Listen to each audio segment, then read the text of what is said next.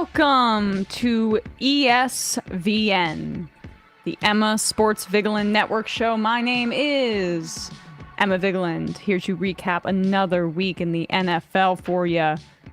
And say hello to Bradley Alsop, my co-host, my buddy, my newly married friend. That's right. At least officially. The real ceremony's happening in, what is it now? 12 days. Less than 2 weeks? Wow. Can you believe it?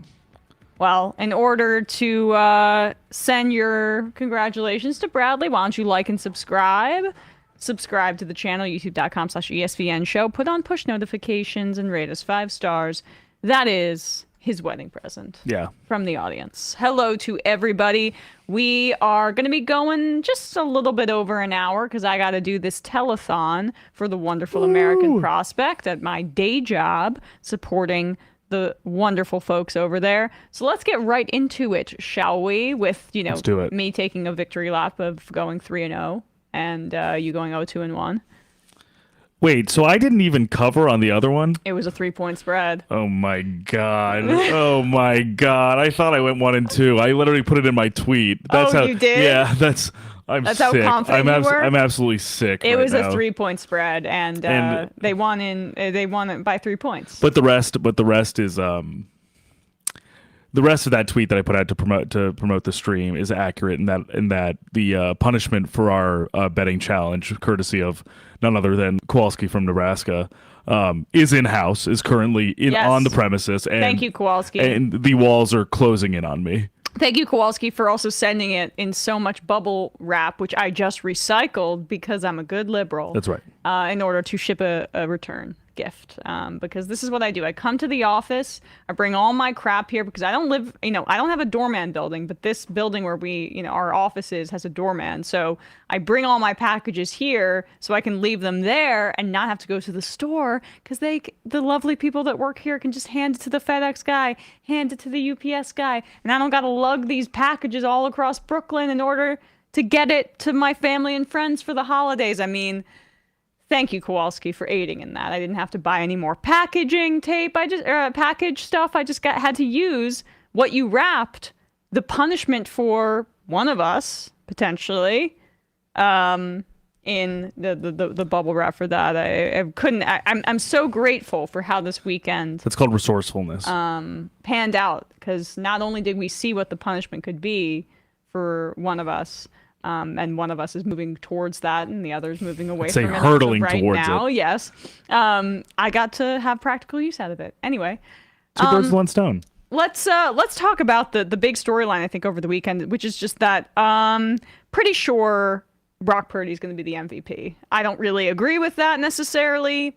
I think, especially after another matchup, I think in terms of quarterback play, he's playing awesome. Like, he's playing really, really well. But I mean, most valuable player to me means you are the most valuable player on a team. The reason Aaron Rodgers won it so many years is because he elevated that Green Bay Packers squad.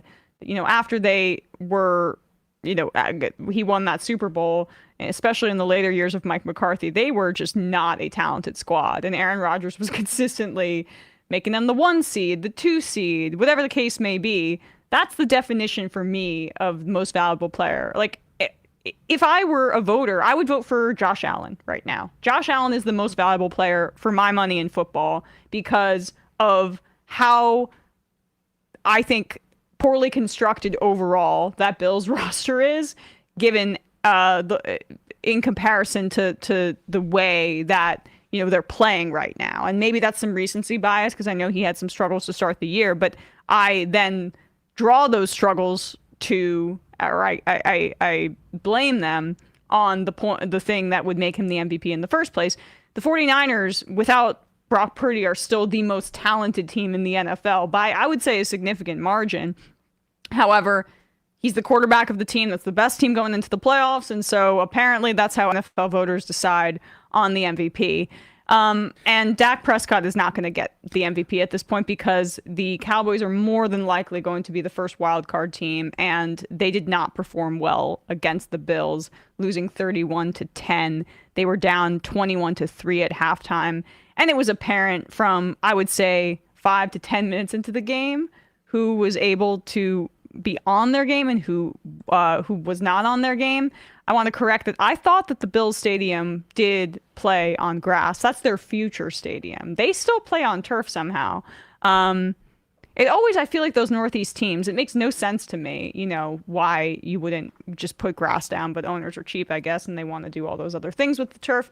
But you always try to think of Buffalo as like muddy and dirty when it's not snowing and the jersey's getting all grassy and teared up. But anyway, regardless, the Bills destroyed the Cowboys 31-10. Yeah, I think it's an interesting discussion to be had with those, specifically with those two teams and players, in that I think for a while I was very resistant to like the Purdy for MVP discourse, and it's nothing against him and honestly his quality of play given his draft position and and also the fact that he could not necessarily influence his circumstances, and that as much as I have this feeling that like it's easier to evaluate the strength of a quarterback when their personnel or their skill position players are not as impactful as say the 49ers are. I guess I can't really fault Purdy for that. Yeah, and I want to take it back. I actually would vote for Tyreek Hill. I think I didn't specify of the quarterbacks that likely win. Right. I mean, I know Josh Allen, this was the one game that he didn't have to do as much as he normally has to do. Right, because he was pretty limited in this one, which I think is also a testament to where the Bills are going in the future. But I think the interesting thing with Purdy is that I feel like there's been this part of me that's almost been waiting for the shoe to drop, for it to be like, oh, like we're gonna see, the quarterback that was at Iowa State, the quarterback that for some reasons in terms of like deficiencies was picked last in the draft. Like we're gonna see that, but honestly, like I gotta give him at least some credit, because honestly, like he has played exceptionally well. And also in ways where there are times, no question, where I feel like sometimes his skill position players bail him out a little bit in terms of if there's an underthrown pass or if it's thrown into a really, really tight window, but where it seems like maybe someone like Brandon Ayuk or George Kittle make an incredible play. But I don't think that's happened, especially in the last maybe 6 or 7 weeks, to the point where I'm thinking it's completely prohibitive of him being a positive influence on the offensive output, because honestly there have been certain throws where I've at least looked where I'm like, oh my god, he's actually making like legit kind of like big boy NFL throws. No, like it's not even, and I don't mean, again, not trying to have all these guys catch a stray in one segment, but I sometimes even think he has sometimes exhibited that more so in certain games than Tua does. Absolutely. Tua is still a timing thrower, and it's still about catching his receivers when they're open or on slants or on sweeps or whatever the case may be. It's about the rhythm of the offense. Purdy is much better, I would say, at making plays off schedule than Tua. And that's not really a question. I think the Tua MVP discourse is pretty much dead. People are starting to see they played well against the Jets, but like, and I think the schedule for the 49ers at the very least has been harder than the Dolphins schedule. The Dolphins have not played a lot of great teams so far, and when they have, like when they played the Bills or when they played the Chiefs, they weren't able to get the victory in either game. And similarly to the Cowboys, they struggle a little bit on the road when they're out of their element and they're out of sunny South Florida. I still have concerns about the Bills in cold weather. I mean, I'm sorry about the Dolphins in cold weather. But that is interesting. I think at least for me, I've come around a little bit, maybe not for like a full MVP case for Purdy, but just more like, okay, I'm seeing more that he's actually like impactful in the offense independent of everyone else. Like I'm seeing real quarterbacking traits, which I'm like, wow, like good for you that you were picked last, maybe never expecting to have a full-on role, and you were like a power player on the best team in the league. But on the other hand, think it's interesting that like on the other hand with the Bills, Allen, I'm fascinated by where the Bills are because of, it's a tale of two players sometimes with Josh Allen, whether he's like the Godzilla, like, demigod kind of like superhero, super destroyer that kind of puts the team on his back, or there's the Josh Allen that's sort of like can, because of those tendencies and because of his sometimes the need that he feels to try and shoulder so much of the output, can kind of get himself into trouble, can turn the ball over, can fumble the ball, can kind of put himself in harm's way when he doesn't need to. I thought this win for the Bills as a team, well, independent of any individual performance, was really encouraging, that they were able to win with the majority of the production coming on the ground. That's not been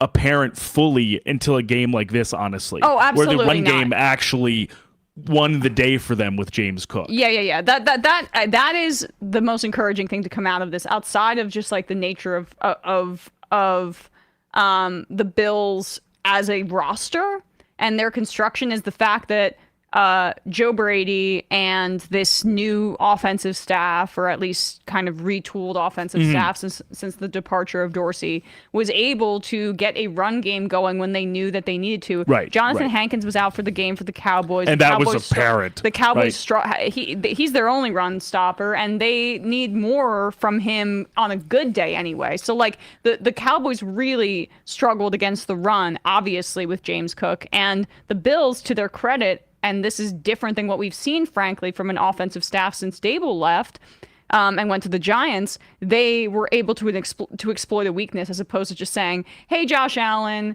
you kind of scramble, you make a play happen, you fit it into the most impossible window of all time with Stephon Diggs. And they had a game plan, and it was like really refreshing to see a game not just be entirely on Josh Allen making some magic happen, because all of the great teams in the sport have found a way to carry their quarterback at some time. And that's what you need to be a great team, is to be multidimensional. And we talked a little bit too about Mozzie Smith replacing Hankins on Thursday, which has been clear that, like, I think the idea of taking him in the first round as a rookie made sense in this, that they were like, oh, we need a run stuffer. But Hankins really solved that problem.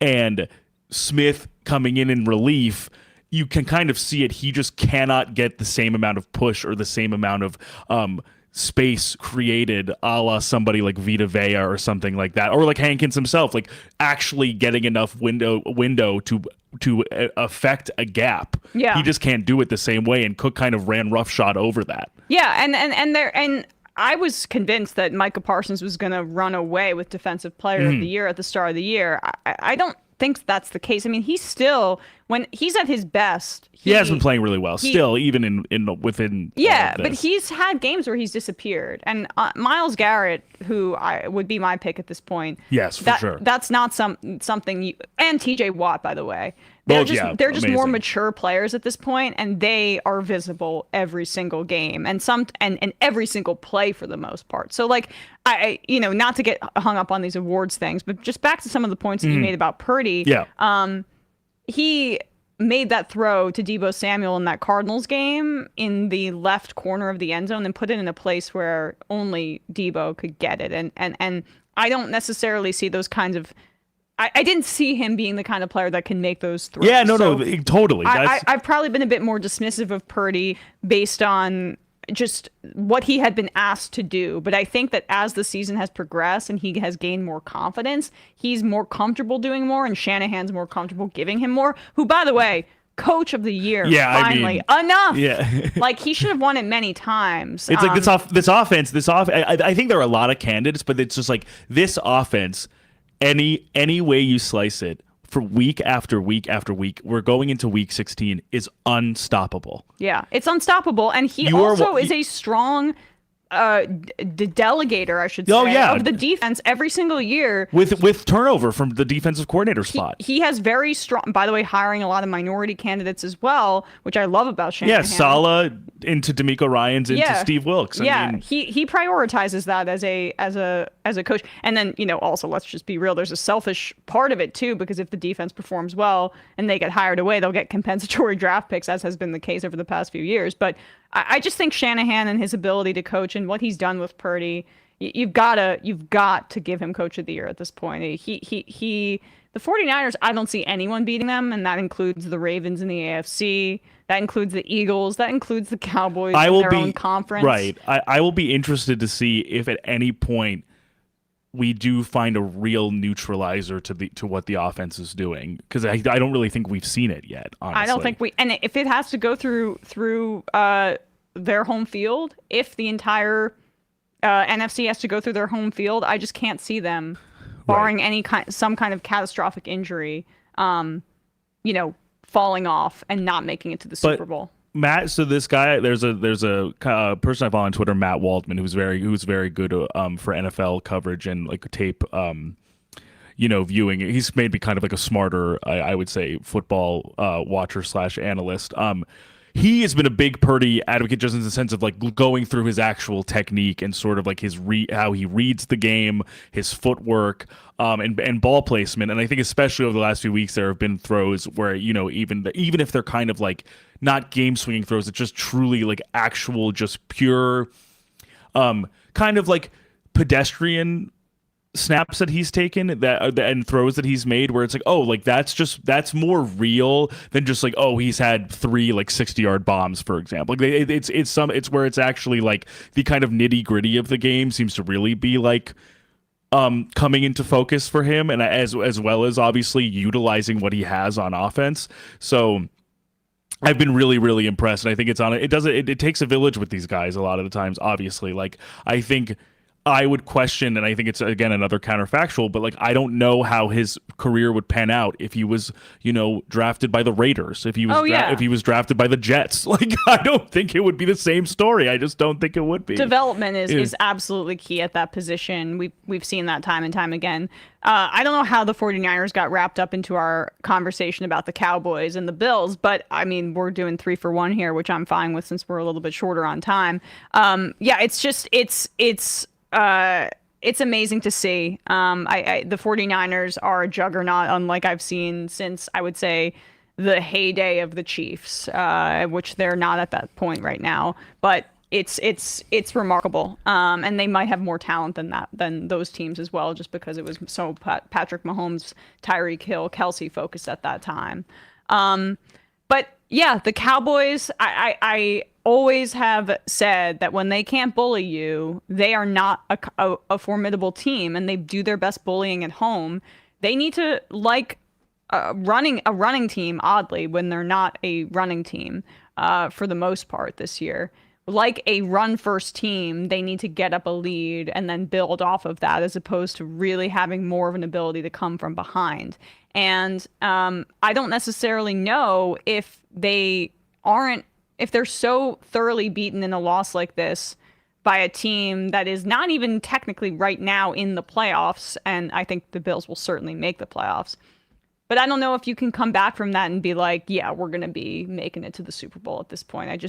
That's not necessarily something I see for the Cowboys. It's again warping my perception of the pecking order in the NFC outside of the Niners, because I felt this way with the Cowboys-Eagles game about the Eagles, and then now with the Cowboys-Bills game, I'm now feeling differently about the Cowboys. Like, yeah. I'm struggling to like understand if...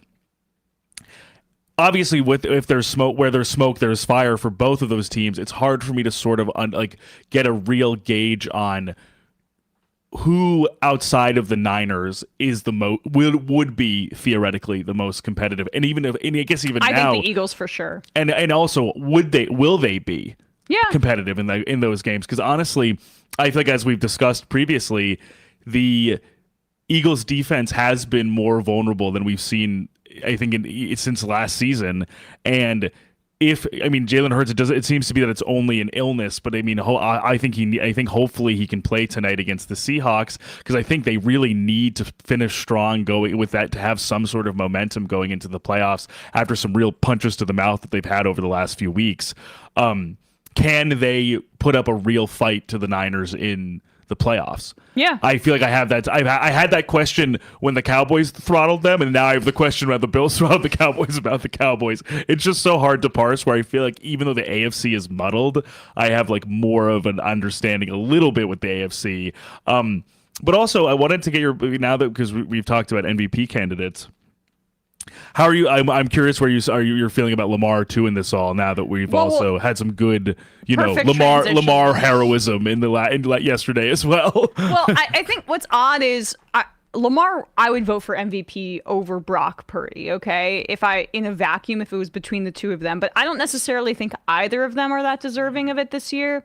Brock Purdy, just because of the nature of the offense. But Lamar has been inconsistent and just hasn't had his most dominant year. And I'm sure part of that is just getting more into the offense, right? And so many injuries too, unfortunately, with exactly. with Mark Andrews in the backfield with Mark Andrews, with the offensive line, running back injuries. Yeah, it's a bummer.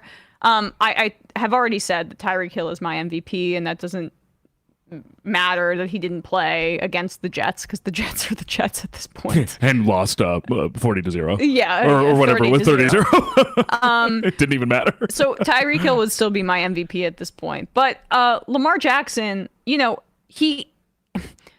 still think that the Todd Monken offense needs more flow. There are individual plays that are really exciting, but you see the best offenses in football, they have plays that build off of one another.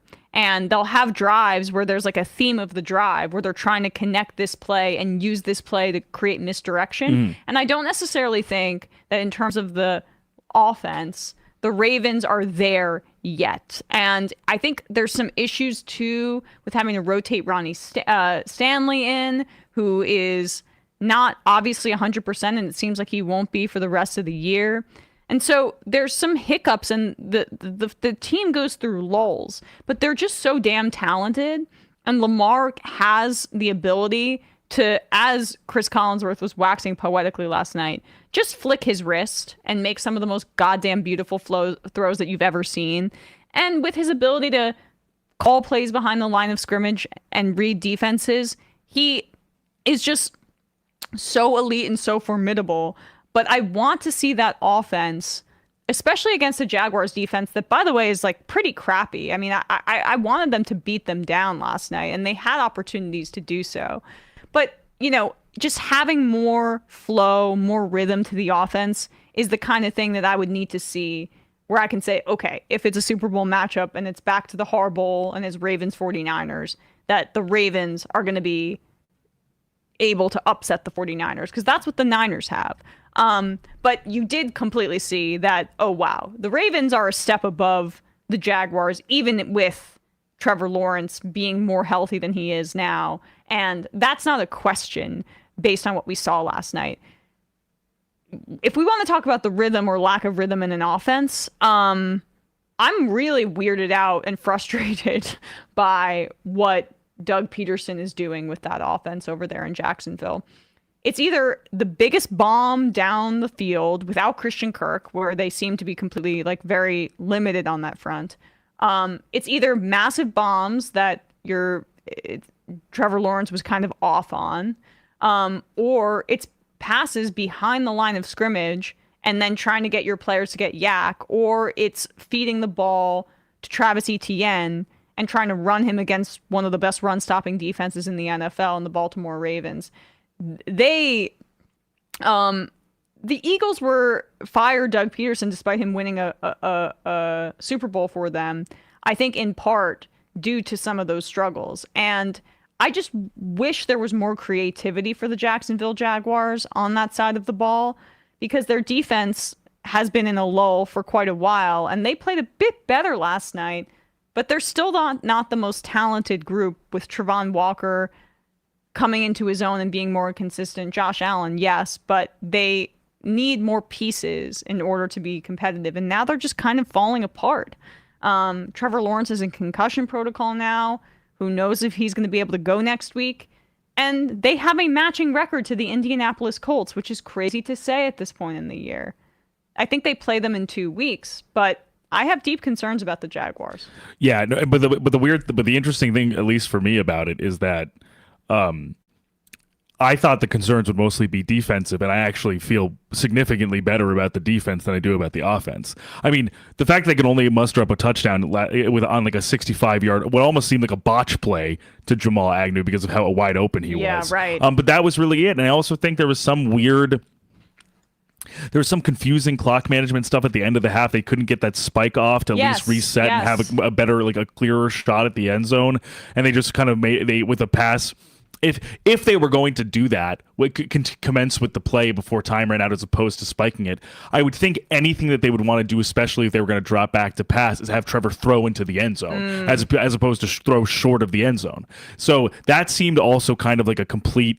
It was not like a drive killer, but sort of almost like a phase killer for the game for them of just like look, and they have the same record as the Texans. I forgot the Texans are also 8-6. Right. Yeah. And so it just puts them in definitely a different sphere for me, and that I think they're still good, but I think there are clear issues because it's not just some of the disappointment on offense for me. It's that I think it's a number of things. As you said, they're desperately missing Christian Kirk in terms of stuff that he can do in the short yardage on like kind of like in breakers or slants or some things like that. But also, as you said, with some of the deep ball that they're trying to satisfy with guys like Zay Jones and Jamal Agnew, who are just who are more limited receivers in terms of their what they're able to do. And unfortunately, Trevor does have as much as I love Trevor's game, and I think he still was obviously he's good for like 2 or 3 fantastic throws a game. The ball security is a problem. Oh yeah, that fumble was inexcusable and backbreaking, because these are it just makes it so that you like with those types of turnovers you do not, and especially if the offense is not coming easily, you have much less time to have any sort of control of the field. Your defense, which is playing well, is going to get more and more tired because they have to stay on the field because you fumbled the ball. And it wasn't as if I would say the weather. It didn't seem like the weather was like terrible enough to be like, oh, of course they were, because there was ball security issues. The field was slippery, and that caused some issues. But that was not the issue when he just essentially dropped the ball. Exactly, and didn't seemingly realize that the ball was on the ground until it was too late, obviously. But so there's that problem. The offensive line is now showing its real inconsistencies, and so it's also, as you said, it's not giving Trevor a lot of time for plays to breathe or develop. So he is resorting to plays ahead, plays behind the sticks, plays behind the end zone, and things he was like telegraphing it fully. He was not going through his reads in the way that I would expect a true franchise quarterback to do. And that's not to say he's not one, because he has all of the jaw-dropping ability that you would want. He looks like a Greek god back there, chiseled from stone to play quarterback. I mean, he has all of the physical tools. He has the arm to throw in any kind of weather. He has athleticism.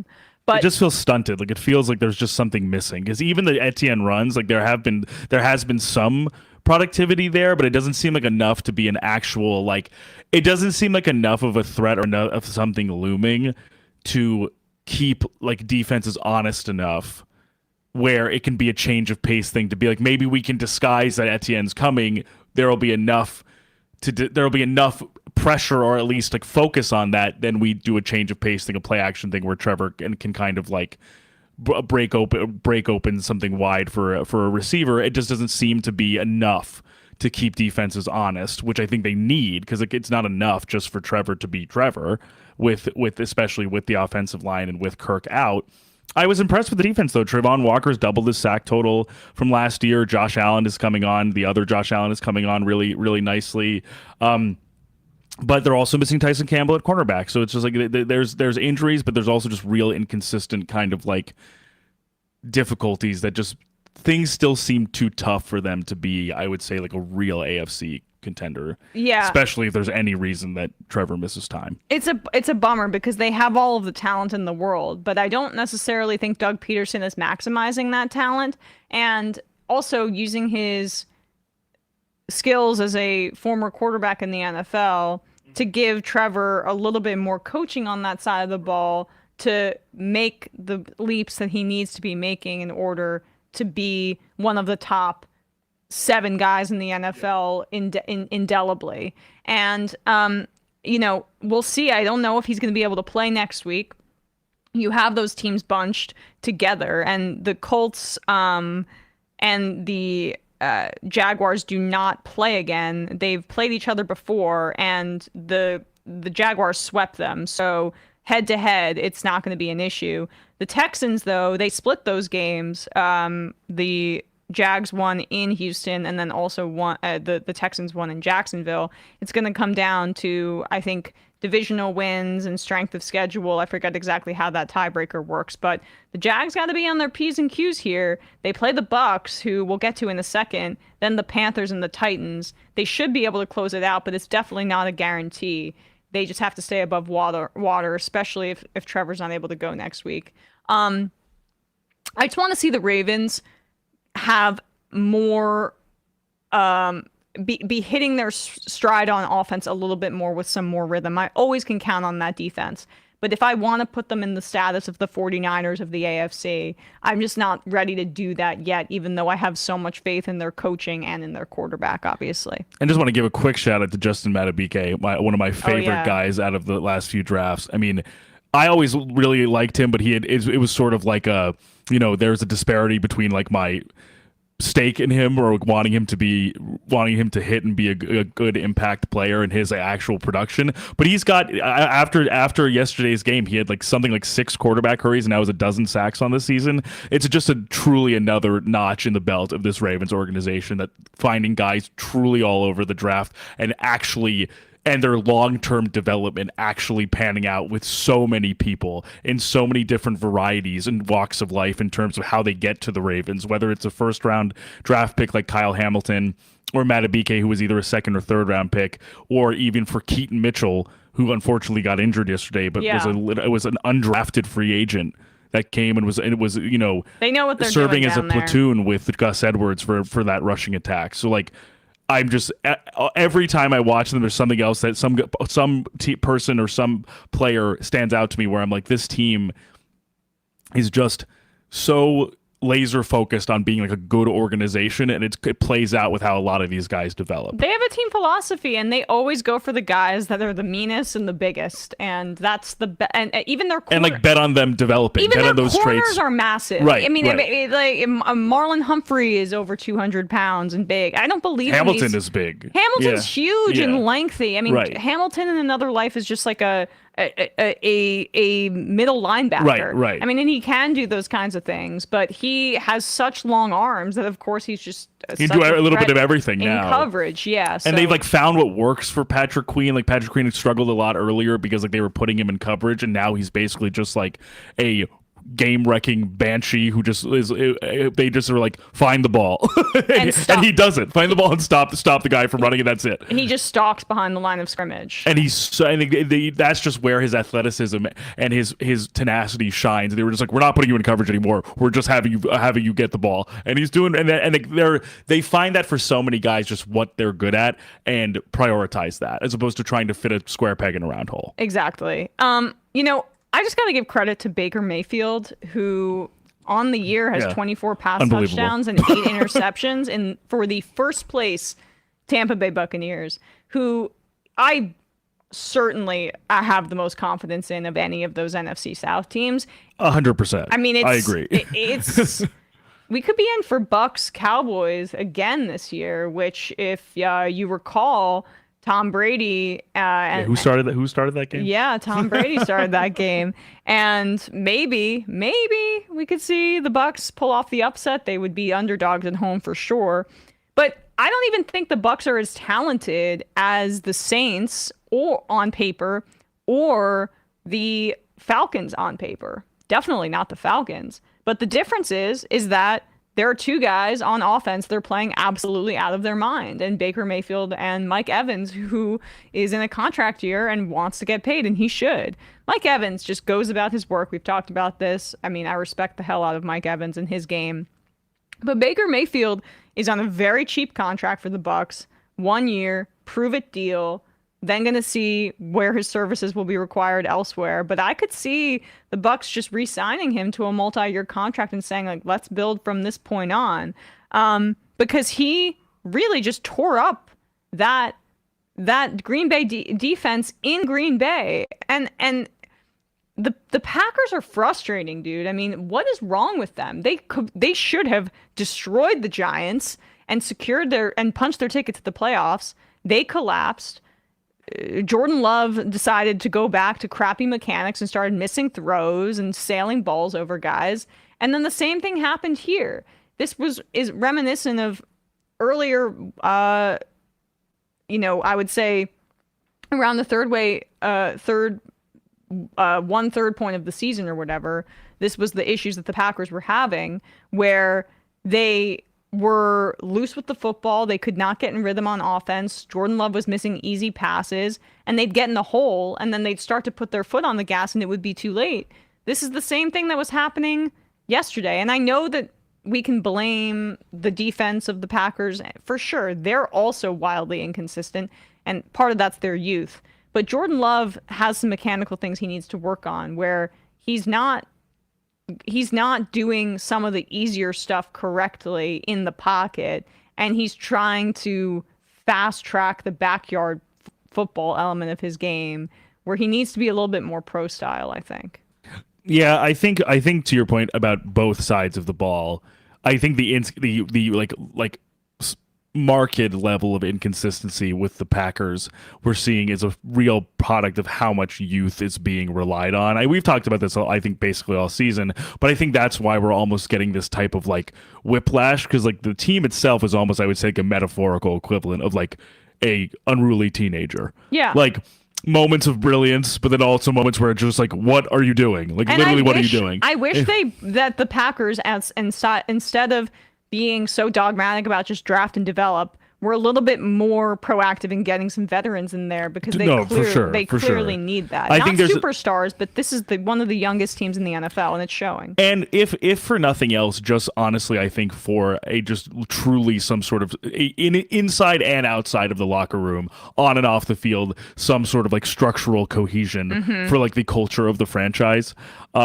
With the void being left by not just Aaron Rodgers, but also the fact that David Bakhtiari is not playing. Yeah. That there is, because I think for the offensive line, but also I just think for the offensive side of the ball, he was a real, presence and leader that is, I think, also lacking.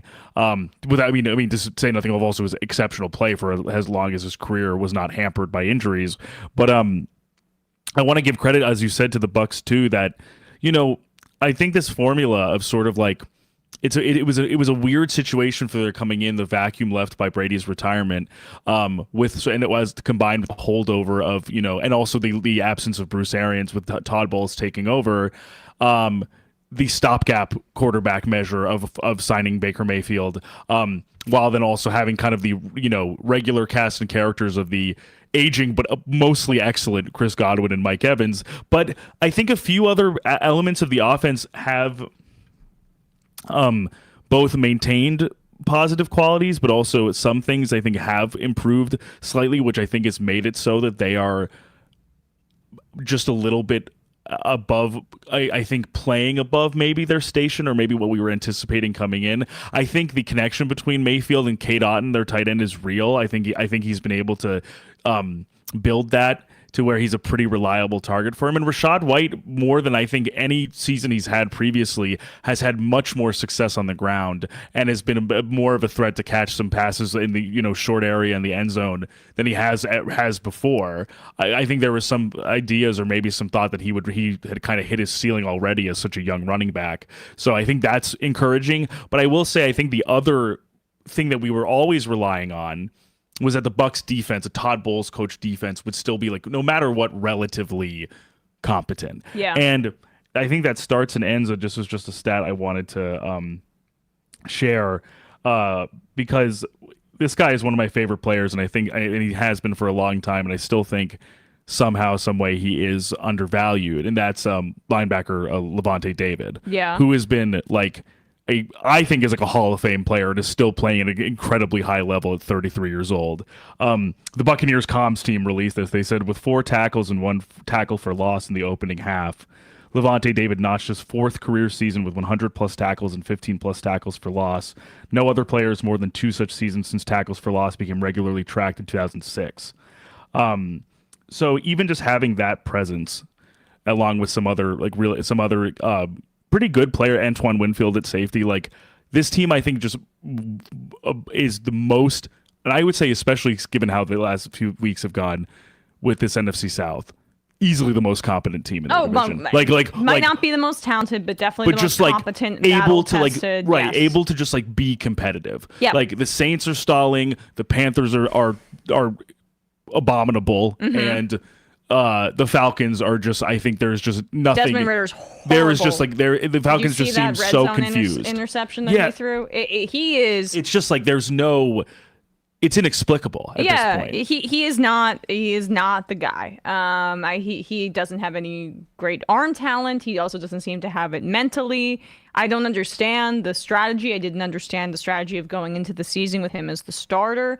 It makes very little sense to me what the Falcons are doing with their quarterback situation or how they're utilizing the rest of the talent on that team, which was a lot of draft capital went into getting all of those players. So I don't fully understand it. Right. If I'm a Falcons fan, I'm sort of like, why did we expend all of this draft capital on this high octane offense and a good offensive line to do this with our quarterback situation? And two, also, if I'm a Falcons fan looking to the future, I think the only thing I'm thinking is who is our next quarterback? Who's our next quarterback? Who could it be? Who could it be? I mean, and it might be Justin Fields. Honestly, I think that would be a good fit for I was going to say, team. which I actually think would like make sense. It would make a ton of sense. I mean, they're going to either have to trade for somebody or sign someone in the offseason. And I hope for Falcons fans that it's not someone like Jimmy Garoppolo or something like that. No, like for an offense like that, I don't want a game manager. Yes. Or kind of like a, fully like by the book type of starter. I want someone who will operate out of structure and wants to. I want a big game hunter for this Falcons offense. They deserve it. And Justin Fields, just to turn to the Bears for a second, he still has these moments where you scratch your head. Yeah, but for he's sure. played better over these past few weeks, and that the Bears collapsed. But the Browns just have that kind of defense where as long as they hang around, they keep it low scoring. If Joe Flacco makes a play like he did in that beautiful pass at age 38 or however he is to Amari Cooper, who then broke a tackle and was able to run up the sideline, then you're able to stay in the game. And David Njoku was a real gamer in that game as well. Right now, the Browns are the top wildcard team in the AFC, and that means that the Browns would go, if the playoffs were to start now, to Jacksonville. Right. Interesting matchup. Honestly. And I would take the Browns in that matchup. As of right now, I totally would because it's like banged up Trevor Lawrence versus Myles Garrett. I'm taking Myles Garrett. Yeah, it's not right. Exactly. But I would say the Bears now are going to start with every single loss to look towards moving on from Justin Fields. Yep. Justin Fields was not selected by this team or this current group of polls and Eberflus, and I would move on from Eberflus too and get an offensive guy, but that's a little bit beside the point. It's just we're on watch at this point, and where does Justin Fields go? I'm not sure, but I hope the organization does him right and sends him a place where he actually has an opportunity to start. Yeah, I agree, and also to your point with the Bears-Browns game, it's an interesting formula, but I think one that we've seen, especially with the Browns at 9-5, that like this can work, which is like if the defense can just be what they are, which is a complete like wrecking crew, and the Flacco-led offense can be somewhat competent just to basically get to like 17 or 20 points. That's enough to like keep them competitive. And also, to your point about Njoku, I mean, I almost feel like his career has been like revitalized by this last like 6 weeks in Cleveland. I feel like he's almost playing some of his like best football the last few weeks. Like he's become like a real deep threat. He is great. He's showing that he can really like use his hands. Like, I'm just super impressed with what we've seen from him in the last few weeks. But with the Bears, I'm almost like, I'm kind of happy that they're playing well or at least competing and losing. Yeah. Because if anything for them, I'm like, compete, lose, keep your draft status, and hope for the best. The other game I wanted to highlight too is that the Rams are starting to really elevate their game, and they in the NFC, in my opinion, are the most dangerous wild card team. Yeah, so well, no, outside of the Cowboys, obviously, but I would say that I think that they're going to make the playoffs. I think they should make the playoffs, and Matthew Stafford is playing like right now in terms of with some quarterbacks like Joe Burrow out, definitely like a top 5 quarterback. He is slinging it around to Cooper Kupp and to Puka Nacua. It seems like because of those wide receiver sets that McVay runs, when they're in a warm weather situation, I mean, when they're in a dome, when they're able to kind of like do a track meet and and Puka Nacua is way faster than I thought. Me too. I was like, oh my God. And Stafford's feeling healthy and he's able to stay upright and they can just sling it down the field like that. And I want to say Kyren Williams, when he's able to take some pressure off of Stafford in that offense, or in that passing game, they are a really, really fun kind of four horsemen of that offense. And as long as the defense is sound, they're going to be in every single game. Now, the Commanders almost backdoor covered when Jacoby Brissett got into the game. Seems like the Howell experiment might be over at this point because Brissett looked pretty good when he got in, and I feel like they're going to ride with him for the rest of the year. I don't know, but I will tap the sign again. Jacoby Brissett shepherded a top 12 offense with the Cleveland Browns last year. Yes, tap that sign. I would do literally ungodly things for Jacoby Brissett. Yeah, in a Jets uniform. He's a total stud. He's the perfect backup in that way. I mean, he also could be a starter. Jacoby Brissett could lead that damn Falcons team. Yeah, exactly. But the interesting thing with the Rams too that I love to see on the offense is that, I mean, well, first of all, as you said, Kyren Williams is like he's like a bulldozer the way he runs. He's small, but he's so strong. And so I think to your point, like, being able to have him in goal line situations or short yardage situations is great for Stafford to give him to like lighten the load a little bit. And we're seeing Sean McVay, like truly cooking in some senses in that Cooper Kupp touchdown. There was nobody on the screen except him. No, like they completely fooled the Commanders' defense, which was fun to see. And Stafford is, I love watching Stafford like navigate the pocket because I think he's truly, I think in terms of like processing and pocket like mobility and mechanisms, he's one of the best. But it's just been amazing to watch them, like, their offense matriculate this way. 100%. On Saturday, the Lions beat down the Broncos, and I still have my questions about the Lions defense, but when they're at home and they're able, I keep returning to that refrain, but it seems like a little bit more this year than previous years. You're getting this home field advantage. Jared Goff is able to really kind of settle in, and he wasn't turning the ball over in the same way. The problem for the Broncos is that the defense has been playing better, but they still struggle against the run. And why I picked the Lions to cover in that game is because the Lions know how to run the damn ball. Jahmyr Gibbs had a wonderful game for the Detroit Lions. And the thing about the Broncos is just like, they had been having success playing very sound, clean football up until this point. But I think teams are starting to figure out that Russell Wilson doesn't do too much in this offense. He manages the game. He sometimes has a good athletic play, and he can improvise still at this point in his career. But this isn't an offense that's going to pick you apart. And when you're able to make them a little bit more one-dimensional, the Broncos, Cinderella run is over a little bit. It still is encouraging for the Sean Payton era, but I think you're really limited right now at what you can do with Russell Wilson. Yeah, and I think if anyone may also know some of Sean Payton's tendencies, I think on both sides of the ball, it would maybe be Dan Campbell, because I feel like they've definitely had history together.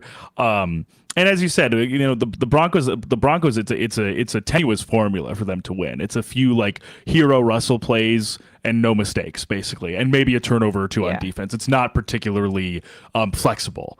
And credit to the Lions. I mean, I know we've obviously talked about some of their struggles, but I think still in some ideal circumstances and with the amount of protection that he needs and can get from this offensive line, you can have a game where Jared Goff throws for 5 touchdowns and Sam LaPorta has 3 of them. Like, LaPorta has really been an incredible surprise for me. Not really even casting into stark relief what the hell is going on with Kyle Pitts in Atlanta, for example. If this rookie tight end can have this success, gone are the days a little bit. I know Luke Musgrave's been injured, but gone are the days a little bit where you got to ease these tight ends into the offense. I mean, LaPorta has been a revelation. That's what I found interesting, though, is I feel like we're so accustomed to tight ends needing like 2 to 3 years to become who maybe they are. And LaPorta has arrived definitely ahead of that schedule and is like he's also not just like an accessory. Like, he's crucial to their offense as a guy playing his first season. And like, he's arguably like first, second team, all pro level play as a rookie tight end, which is like crazy to consider given how long, as you said, sometimes even like Pitts aside, I take a guy like TJ Hawkinson, for example, like speaking of the Lions too, like Hawkinson required, I would say he's been playing his best football in another uniform relative to the team that drafted him. And look at LaPorta now. So it's been awesome to see so far. Absolutely. And on the other side of things, the Colts beat the Steelers, and I'm not encouraged by the Steelers and their future whatsoever. And this has nothing to do with Kenny Pickett. I don't feel confident about Kenny Pickett independent of this, but. And now they're starting Mason Rudolph over Mitchell Trubisky. They bench. I hope they don't go with. I hate Mason Rudolph. I hate it when I don't understand the love affair with the Steelers fans and Mason Rudolph. He doesn't do anything elite, and he's also a racist. But they're also all like the same guy in some way. It's just like there's no like but Mason Rudolph. I'm sorry, Trubisky and Kenny Pickett are more talented by like they at least have some athletic upside. Mason Rudolph has a weak ass arm playing outdoors in Pittsburgh, and he doesn't do anything like make any smart plays. He's kind of a meathead. There's way better options for the third string quarterback on the Pittsburgh Steelers than Mason Rudolph. They seem obsessed with him in this organization. I don't understand it. Regardless. With Deontay Johnson, George Pickens, Pat Freiermuth, Najee Harris, Jalen Warren, an offensive line that needs work, but it hasn't been atrocious. They're okay. Yeah.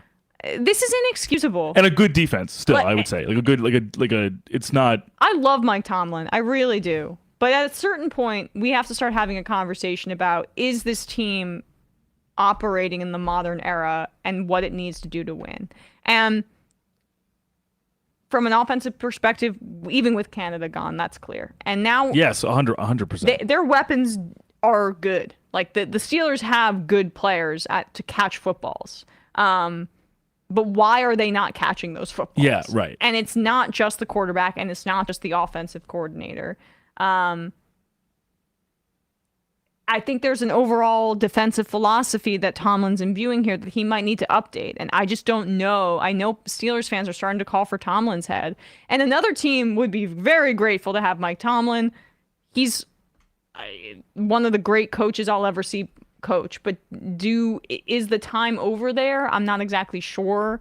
At the very least, they need somebody to come in with a different offensive philosophy. It just seems very stale at this point. And you just see on the other side, like the Colts, they had someone who came in who's clearly Shane Steichen is already one of the best offensive minds in the sport. I would say definitely top 12.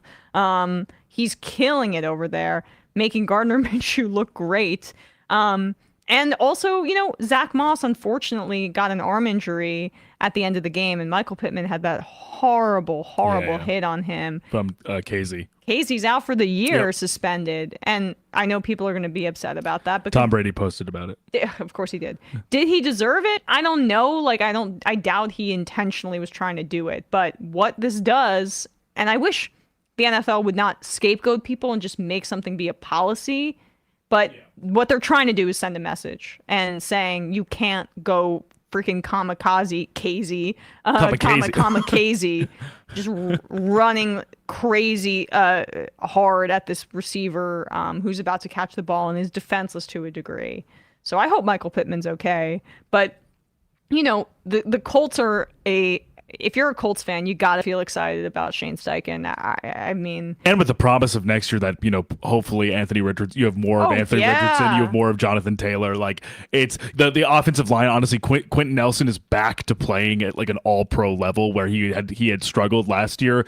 Like and Bernard Raymond at left tackle is coming on a little bit. Like this team, I think, is definitely set up for a really bright future. And as you said, obviously, I think this matchup casts it in this way. But like, it's a different feeling with the big question mark that the Steelers have, which is that obviously none of these options at quarterback are making any sort of headway with who they have at their skill position, with their skill positions that are genuinely exciting, that have genuine upside, athleticism, explosiveness central to their game in terms, Deontay Johnson and George Pickens, both like athletic freaks. Warren, a really strong runner to balance out Najee Harris. Freiermuth, who like when given more to do, has actually shown real chops. Like it's leaving so much meat on the bone for them to have this type of quarterback. And Tomlin has not in the past been that way. Tomlin's been the kind of guy who gets the most out of rosters that aren't. I mean,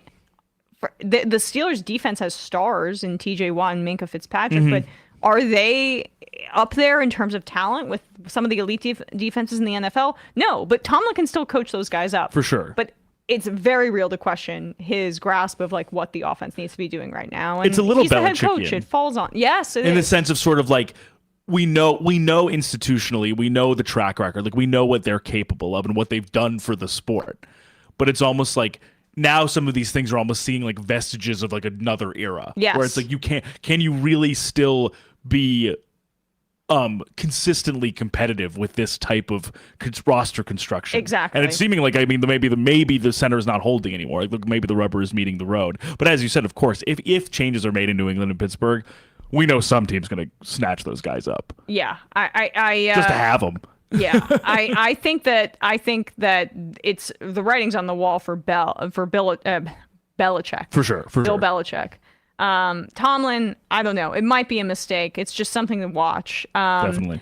The Bengals won a thriller against the Vikings. Yeah, that was a surprisingly exciting game. I was not expecting as much from the Browning Mullins showdown. Didn't realize that Jake Browning is a total nutcase. Did you see him after the game screaming, "You shouldn't have fucking cut me," or whatever, talking about the Vikings. I love also the duality between that moment and him just being like, yeah, I was pretty excited after the game. Yeah. I mean, in another, like, Browning is a hockey player. Yeah, right. He's that exact thing. Like complete cognitive dissonance about how insane they are on when they're actually playing the sport. But, hey, Browning is a really good quarterback. I said this before. You want the quarterback in terms of playing style to mirror the guy that is the starter. And Joe Burrow, no one's going to replicate what Joe Burrow does, but he's a guy that can throw with touch. Some of those, like T. Higgins just saved his ass a few times, but I mean, that touchdown pass was one of the craziest catches I've ever seen. Now it looks like Jamar Chase is going to be out, and so T. Higgins has an opportunity here, right, in a contract year to really show up and assume the number one role. Yeah. Get that paper. Get that money, T. Because I'm rooting for the Bengals. I want them to continue to have a winning culture even without Burrow there, because it feels like this team is only going to be in place for. I mean, they're probably not going to have T. Higgins next year. They probably won't be able to afford him, and so what can they do with this team? And I feel like next year's the year for them, and so hopefully they can keep the ball rolling there. It also lends Nick Mullins played way better, by the way. Start him for the rest of the year. Start him for the rest of the year. What we've been talking about with Dobbs. So let's just turn the page, I imagine. Mullins had some mistakes, and he certainly does not have like elite zip on the ball, but he's serviceable. And the Bengals are no joke. So I want to see him tear it up against the Lions on Christmas Eve when they play the Vikings there. We'll see what the Lions can do again on a holiday, which was not great the last time on Thanksgiving. But and their passing defense still has issues. I know, right? And so with Justin Jefferson healthy and if Addison emerging, Addison is a very he's great, very perfect fit for that offense. It's almost as if he maybe should have been drafted earlier by a team that might need wide receivers. Speaking of, I mean, are there any other games before we get into this? Like, the Giants and Jets games are not interesting at all. No, it's except that Derek Carr is sim to end. Everyone hates him. The Titans lost in overtime, and that was disappointing because it seemed like they were, Will Levis acts like he's on meth or something like that. He just screams at the top of his lungs. I'm still having fun with the Levis experience. I hope they don't. Oh, I'm having fun too. I really hope they don't ever bench him. I'm so he's just like he is like if. It's like if the Billy Zane, like Karate Kid villain, grew up to become a quarterback. Yeah. Yeah. Like every time I see him, I'm like, you're the bad guy in Yeah. in like a rom-com. No. And I love it. I love that this is his lot in life now, that he's just like Right. lowering his shoulder. Mike Vrabel's like, please stop trying to kill yourself on the field. He's like, I can't. He's one of the villains in that movie Bottoms, if people haven't seen it at this point, wearing his pads all throughout the hallways. He would be the guy though, right? He would show up in pads. Yeah, I mean, and he eats weird shit. He is a total psycho. But I'm enjoying the experience, although they completely botched that game. I cannot believe the Texans came back and won. But good for them, good for the Texans. I'm hoping that CJ Stroud's able to come back next week, make it a little bit interesting. Okay, that's all I feel like talking about for the rest of the games, because now it's time to dance on. And the Panthers won, yay! 9-7, 3 field goals, nice. So exciting. The Chargers. Okay, so let me start Any by news with saying the Chargers? Very happy for Giants legend, Super Bowl champion Antonio Pierce, who came back from scoring 0 points against the Vikings to scoring, let me check my notes, Yeah, what is 63 points against the defensively coached Chargers. With and who was playing quarterback again? Easton Stick. Easton, I guess Aiden O'Connell was playing for the Raiders, right? Yes, Aiden O'Connell. And like, it really wasn't all Aiden O'Connell tearing it up. He had a ridiculously open few receivers, Jacoby Myers. I mean, I think it was like a touchdown went to 7 different guys for. There were a few guys. Who caught a touchdown where it's like, I have never heard of that person before in my life. Yeah, it was also okay. I'm gonna read. Zamir White scored in the a running touchdown in the first quarter. 7th round second-year guy, I'm pretty sure, or 6th round second-year guy. A 30-yard pass from Aiden O'Connell to Trey Tucker, a 22-yard pass to Jacoby Myers to go up 21-0. Then a Michael Mayer 11-yard pass from Aiden O'Connell. Brandon Bolden 26-yard touchdown run Haven't to heard make Brandon it Bolden. 35-0. Brandon Bolden. Bolden is another McDaniels zombie patriot. Yep, he is a patriot. If you'll recall. Right? Trey Tucker, a 20-yard pass from Aiden O'Connell. I mean, it's 42-0 at this point going into halftime. The Amazon Prime defense. The Amazon Prime broadcast chooses to interview Brandon Staley going into half, where I almost start to feel bad at this point. Do you think you will come out of the locker room with a job? The first touchdown that was scored was a 79-yard touchdown pass to Josh Palmer from Easton Stick. But by that point, it was 49-0 after a Devontae Adams 3-yard pass from Jacoby Myers. So we were really getting it. We were just playing games now. They were just middle finger to Brandon Staley. Antonio Pierce was like, I want to put this man in his grave. I mean, Antonio Pierce, they repeated it on the broadcast multiple times, was a part of a high school team that won 90-0 or something, 99-0 or something. He's like, gamesmanship. Yeah. We're running the score up until the game's over. He's a bully. He's a bully. I love it. And I love that. I love it. When you're a defensive guy like that, Antonio Pierce was known to have some vinegar in him, when he played. When he was a player. Yeah. I mean, and what's interesting too, Emma, is that he's from Compton. So he grew up. I didn't know that. He grew up a fan of the original LA Raiders. I did not know that. Wow. So that's also, I think, a fun thing now. Like, he's the coach and it's his hometown team. He's done way better than I would have anticipated with this Raiders squad, and I hope he gets a head coach. I was if anything, let's pull it. Let's do the Bisaccia for Antonio Pierce now. Give him the role. Why not? What if you were to ask Davis right now who he would have preferred to have hired? Would he have preferred to have hired Rich Bisaccia, or would he have preferred to give him a multi-year contract that he now has to pay out to freaking Josh McDaniels? Who was in the playoffs more recently for the Raiders, Rich Bisaccia or Josh McDaniels? It's a good point, and Josh McDaniels just set that franchise back quite a bit. But putting that aside for a second, when we talk about guys that players want to play for, Antonio Pierce, it's clear he revs guys up and he gets guys invested in the team, even when they technically are, mathematically they're still alive for the playoffs, but the Raiders aren't making the playoffs, right? Brandon Staley, I've never seen, and I don't know what your experience was watching that game, Bradley, but I have never seen players quit on their coach more obviously, than in that game, especially the defense. And that's just what's so nuts is that this isn't a one-off too. We've talked about this on the show before, that despite Brandon Staley being a defensive head coach, his defense was 29th in EPA per drive this season, 31st in EPA per drive over his entire stint as head coach and defensive play caller. The contracts that they gave out, they fired Tom Telesco too. $20 million in dead cap for J.C. Jackson on 2024. I mean, they hold... For guys not on the team anymore. They have the second highest payroll on the defense in the entire NFL, and it was the worst or top, bottom 3 defense in the NFL this entire year. I mean, they need to reset the entire organization, and it was just vindicating for Justin Herbert and his talent, who has not had a good year, and I don't think he's played particularly well, but playing well, it's not like a binary thing. The players that are around you also affect your play and have the ability to do so.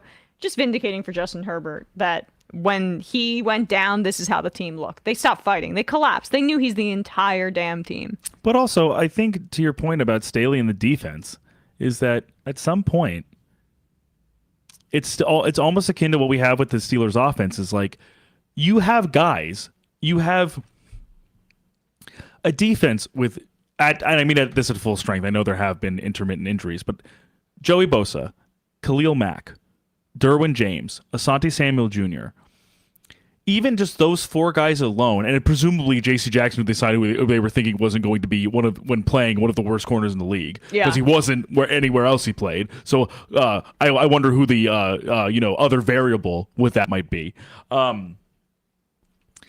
It is beyond anything in terms of like, sure, would it make a difference if they waited till after week 17 to fire Telesco and fire Staley? Maybe not, because the season's already over. Right. But I think what it needs to convey, and which I'll very rarely commend Dean Spanos for anything, but for him to just convey that literally this era of our team has been unacceptable. Yeah. Has been disgraceful. Yeah. Has been embarrassing. Mm-hmm. And that the proper heads need to roll. That this was such a heinous loss.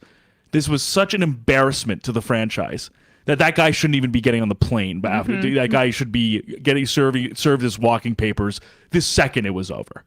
And with how indignant Staley was towards the press for having legitimate questions about how shitty his presiding over his team has been, and for how many swings and misses that they've taken with taking Quentin Johnson over 4 better receivers, taking Kenneth Murray, who's a turnstile at linebacker, they deserve it. Oh yeah, they deserve it. I don't want to root for obviously people losing their jobs. Millionaires. They're millionaires. But truly, both of them deserve it. I'm sorry. They do not, like, they have what the only retribution is for them to realize that they don't deserve jobs anymore. Yeah. They were in their jobs too long. I mean, if I were Spanos, I would have fired Brandon Staley after that loss against the Jaguars, where they gave up a 27-point lead or whatever it was. I mean, enough said. If they had fired them after that playoff game, I would have been like, right, good, fair enough. Exactly. Oh, and they got 15 more games after. I think we were calling for it at the time. Right.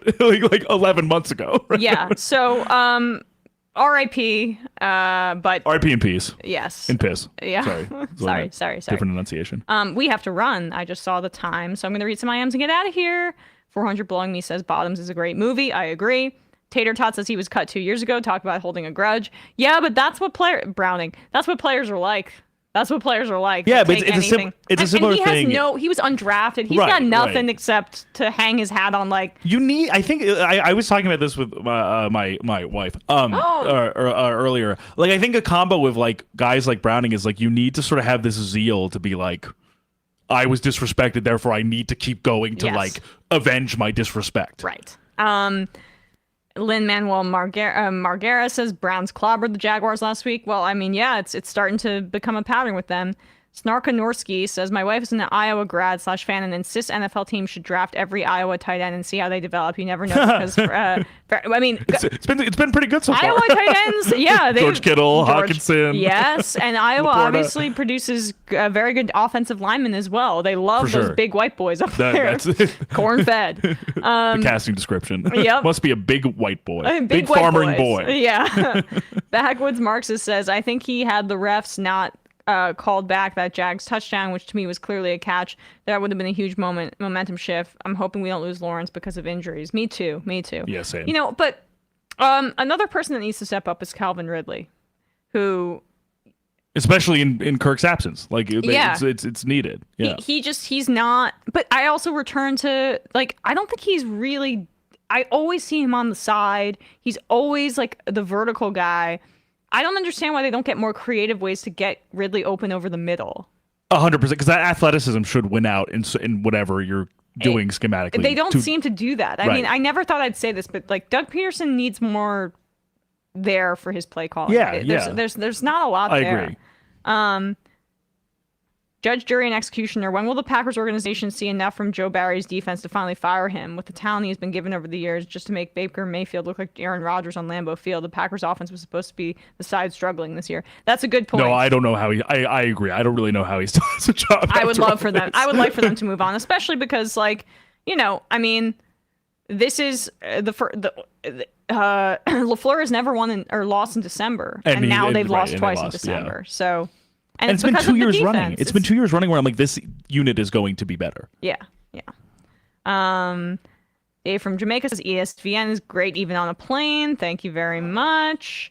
Safe travels, Dave. Lin-Manuel Margera, 10 letters and Steve Young. Sure. 10 letters in Steve Young, 10 letters in Joe Montana, 10 letters in Brock Purdy, baby. That is called magical thinking. And I will chastise you on that while I go and look up numerology to decide between two different dates for my wedding. So, because I can't decide and I'm having like deep anxiety that it's going to rain, as if I can control that a year and a half out. Farcical. And the final I am of the day. Vegas